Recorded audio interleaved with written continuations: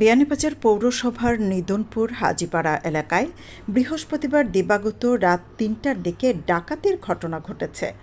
সংঘবদ্ধ ডাকাত দল পরিবারের সদস্যদের মারধর ও জিম্মি করে নগদ প্রায় ১ লাখ টাকা, ১৭ ভরি স্বর্ণালংকার ও একটি মোবাইল ফোন লুট করে নিয়ে যায়।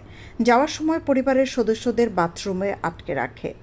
খবর পেয়ে দুপুরে বিয়ানীবাজার থানার ভারপ্রাপ্ত কর্মকর্তা এনামুল হক চৌধুরী ঘটনাস্থল পরিদর্শন করেছেন। ডাকাতিকালে গৃহকর্তা শাহজাহান রাতে সজাগ ছিলেন। ঘরের কেসি গেটের তালা কেটে ৮ থেকে ৯ জন ডাকাত মুহূর্তের মধ্যে ভেতরে প্রবেশ করে তাকে মারধর করে এক পর্যায়ে জিম্মি করে সর্বস্ব লুট করে নিয়ে যায়। ঘরের বাইরেও ডাকাত দলের সদস্যরা পাহারায় ছিল।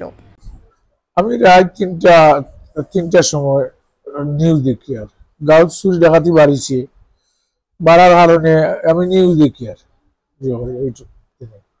তো গেটের তালা বাঙ্গিয়া আর টেলিভিশনের আওয়াজে শোনা গেছে না, আর তালা সরি দিয়ে করিয়া তারা ইয়া হাবাই গেছে।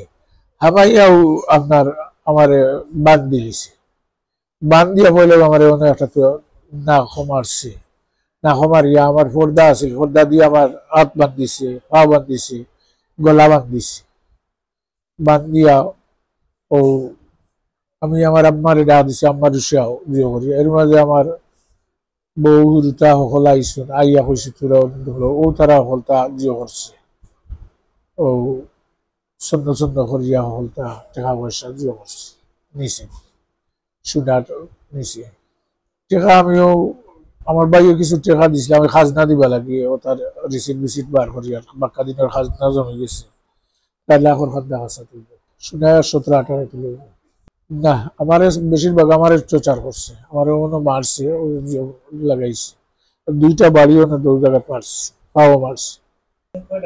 ৩টার দিকে না, মুখ দেখা গেছে না, মুখ সলাল লাগা খবরের বেলে টিপারা অন্তর তখন।